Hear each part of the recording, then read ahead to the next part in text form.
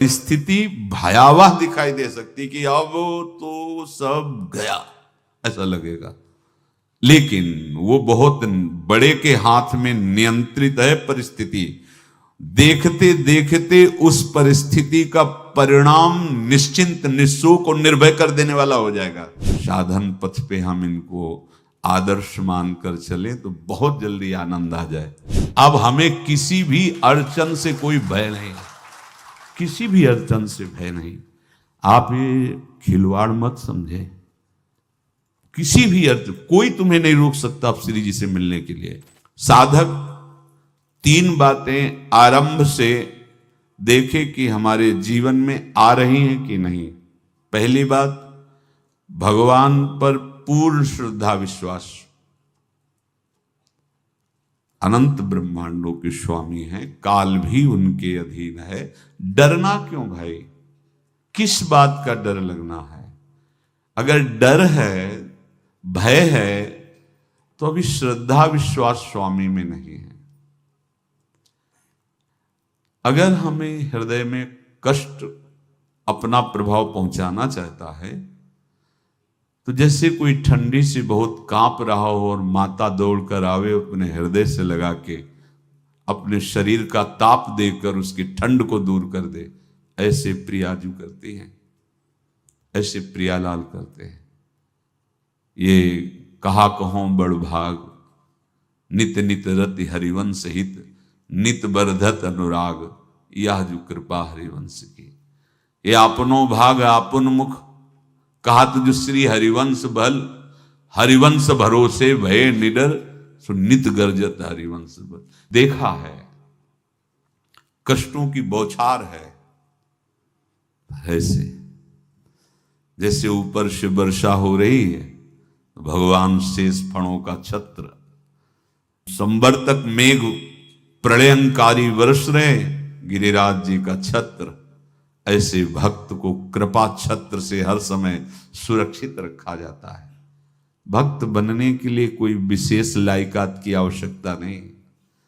मैं समस्त गुणों से हीन, पर मैं अपने प्रभु का, बस यही लायकात है। प्रभु की सिवा यदि आपका कोई अन्य आश्रय है तो आपको धोखा लगेगा। नहीं तो सच्ची कह रहे हैं, इसी जन्म में निहाल हो जाओगे। एक बात केवल स्वीकार करो कि प्रभु के सिवा मेरा कोई नहीं है, और है भी नहीं। स्वीकार कर लोगे तो तुम्हें अनुभव में आने लगे। हम प्रतिपल देखते हैं, प्रतिपल, वो केवल अपनापन चाहते, केवल अपनापन, कोई दूसरा नहीं होना चाहिए बस। कहां बाहर तो देखो आप सब हमारे हो, अंदर से नहीं हो। अंदर से आप सब श्री जी के हो और हम आपके सेवक हैं। बाहर से आप गुरु मानो, जो भाव मानो, वो आपको श्री जी जाने। अंदर से हमारे आप श्री जी के जन हो और हम आपके सेवक हैं। बाहर से कुछ भी व्यवहार मानो, कोई बाहर से व्यवहार का कोई अस्तित्व नहीं, अंदर की बात का अस्तित्व होता है। आप सब हमारी स्वामिनी के परिकर हो, हम आपके दास हैं। बस इस बात से हमारा अपनापन आपसे है, नहीं श्री जी के सिवा किसी से कोई अपनापन नहीं। कि आप इसका प्रभाव समझिए। प्रभु को सिर्फ अपनापन चाहिए, सिर्फ अनन्यता। यदि उपासक में तीन बातें नहीं है तो अभी थोड़ी गड़बड़ी है। पहला, दृढ़ श्रद्धा विश्वास।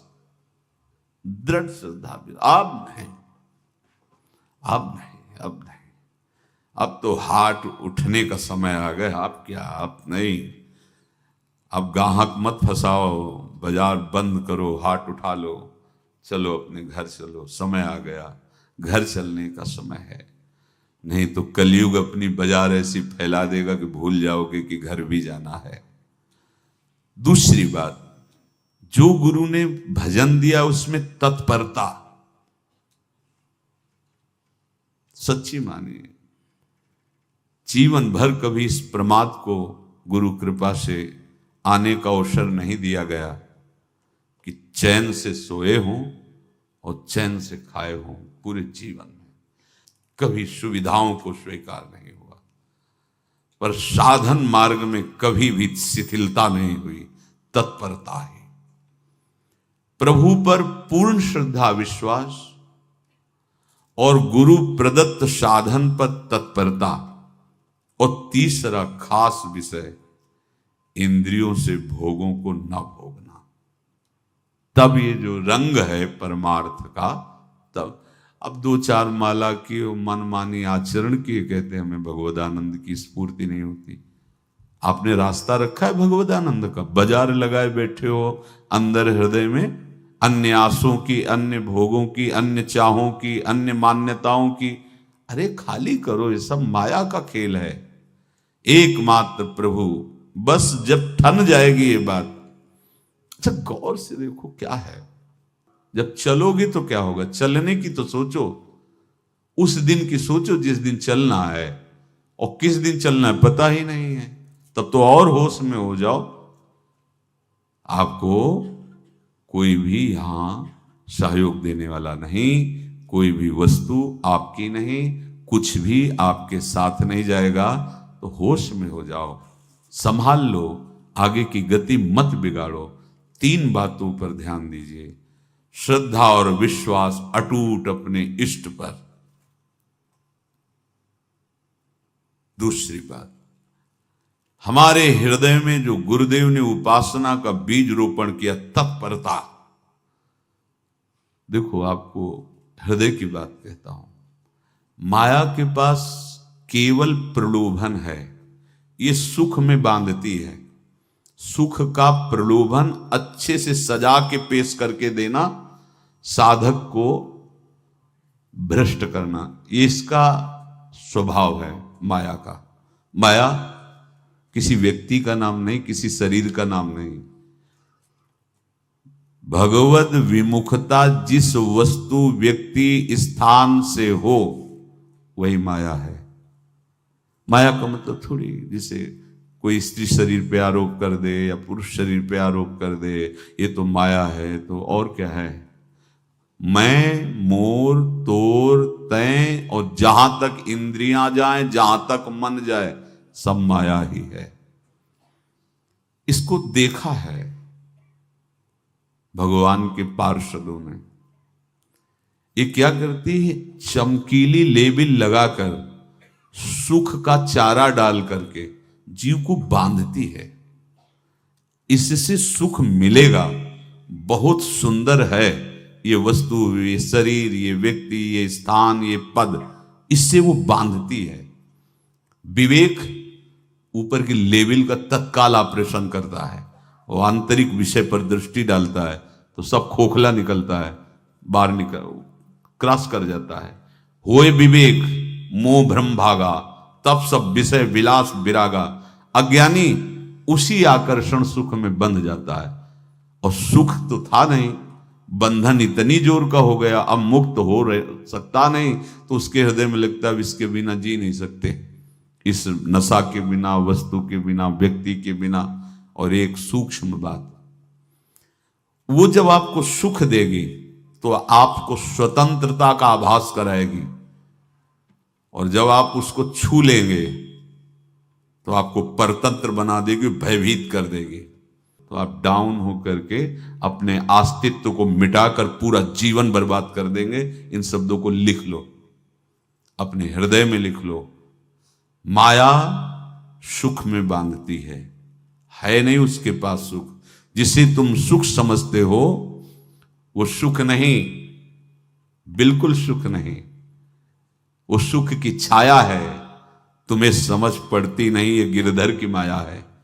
उस सुख का बंधन, आप देखो कुछ भी क्रिया करते हो माया जनित तो प्रलोभन होता है, सुख मिलेगा, और जिस समय सुख मिलने के लिए आप लालायित हुए उस समय सुख भोगने की स्वतंत्रता आपको दे देगी। लो, आप समझ रहे हैं हम स्वतंत्र स्वामी होकर सुख भोग रहे हैं? नहीं, अब भोग लिए ना, अब गुलामी उसकी सहो।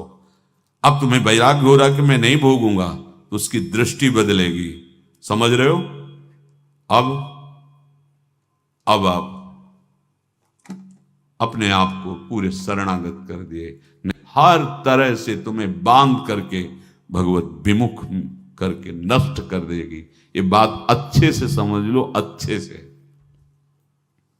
इस सुख का प्रलोभन देकर बांधती सुख है नहीं, क्योंकि आप उपासक हो। जब सुख में उतरोगे तो कितने दिन फिर आपको घृणा होगी कि अरे धिक्कार हमारे जीवन, फिर लौटने का चांस नहीं रहेगा। ध्यान से सुन लो, लौटने का चांस नहीं देगी माया। तुम्हारी ऐसी आंतरिक कमजोरी हो जाएगी, ऐसी वृत्तियां कमजोर हो जाएंगी कि तुम उस माया के इशारे पर नाचोगे, उसके विपरीत तुम बोलने की भी ताकत नहीं रख सकते। मान लीजिए, विषय चुगा जिन चुगे, कछुक चुगत सुख होए, फिर जो फांसी ऐसी लगे, तेसम दुख न को। ये अनुभवी महापुरुष रसिक शेखर श्री ध्रुवदास जी महाराज कह रहे हैं। तो तीसरी बात का संयतेंद्रिय, दृढ़ श्रद्धा विश्वास भगवान पर, गुरु प्रदत्त प्रबल साधना में तत्परता, और इंद्रियों की गुलामी कभी स्वीकार न करना। जीवन में ध्यान रखा जाए, केवल प्राण पोषण शरीर के निर्वाह के लिए जो निरपेक्ष भाव से मिले उसे स्वीकार करो, अन्यथा ये प्रलोभन सुख का देकर माया तुम्हें बांध लेगी और फिर तुम्हें अधीन कर लेगी। कितने ऐसे मार्ग में उत्साहित होकर चलते हैं, पर गुरु कृपा पात्र ना होने के कारण, चतुर खिलाड़ी ना होने के कारण वो प्रलोभन में फंस जाते हैं। फंस गए तो फिर मछली का कांटा जानते हो, ऐसे अब वो चाहे जितना हिले डुले, वो कांटा नहीं निकल सकता। अब तो उसको मरना ही पड़ेगा। ये जन्म बर्बाद ना हो, आप सबसे प्रार्थना है। बहुत ही अपने घर की जैसी बात होती है। इसका कार्य है माया का सुख में बांधना, सुख के प्रलोभन से, और आपको सुख भोगने के लिए स्वतंत्रता देना। आप उस स्वतंत्रता से सुख भोगे कि न जाने कितने जन्मों की परतंत्रता तुमने स्वीकार कर ली। अगर इस रहस्य को जान जाओगे तो डरोगे। यही डरे डर प्यारी वंश ही। श्वास जैसे मनुष्य स्वाभाविक लेता है, खाते पीते सोते चलते उठते बैठते बात करते हंसते, सब अवस्थाओं में आप श्वास नहीं लेते, स्वाभाविक आ जा रही है। ऐसे ही श्वास प्रश्वास अपने आराध्य देव के स्मरण का अभ्यास बना लो। अभ्यास योग युक्तेन चेतसा नान्यगामिना। और जैसे तनिक भी श्वास रुकी तो घबराहट, बेचैनी, परेशानी आ जाती है, ऐसे ही श्वास प्रश्वास यदि नाम से खाली जाने लगे तो घबराहट, परेशानी, जलन पैदा होनी चाहिए। तब आप उपासक माने जाएंगे। क्या